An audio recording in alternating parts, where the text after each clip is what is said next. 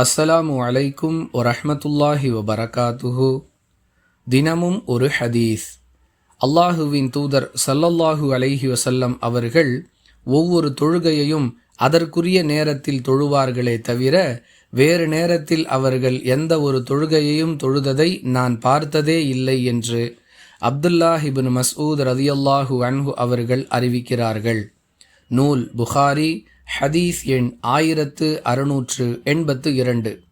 அன்பிற்குரிய அல்லாஹுவின் நல்லடியார்களே, திருக்குரானுடைய 4வது அத்தியாயத்தின் 103வது வசனத்தில் இன்ன ஸலாத கானத் அலல் முஃமினீன கிதாபம் மௌகூதா, தொழுகை என்பது நேரம் குறிக்கப்பட்ட வணக்கம் என்று அல்லாஹ் கூறுகிறான்.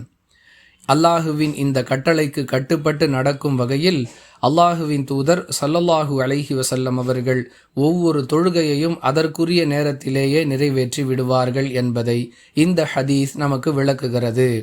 இதற்கு மாற்றமாக விடுபட்ட தொழுகையை கலா தொழுகை என்ற பெயரால் வேறு தொழுகையோடு சேர்த்து வேறு நேரத்தில் தொழக்கூடிய வழக்கம் இஸ்லாமிய சமூகத்தில் இருப்பதை பார்க்கிறோம். இவ்வாறு செய்வதற்கு இஸ்லாத்தில் எந்த வழிகாட்டுதலும் இல்லை என்பதை கவனத்தில் கொள்ள வேண்டும். தொழுகை என்பது நேரம் குறிக்கப்பட்ட வணக்கம். பயணத்தில் இருக்கக்கூடியவர்களுக்கென்று சில சலுகைகள் தெளிவுபடுத்தப்பட்டிருக்கின்றன.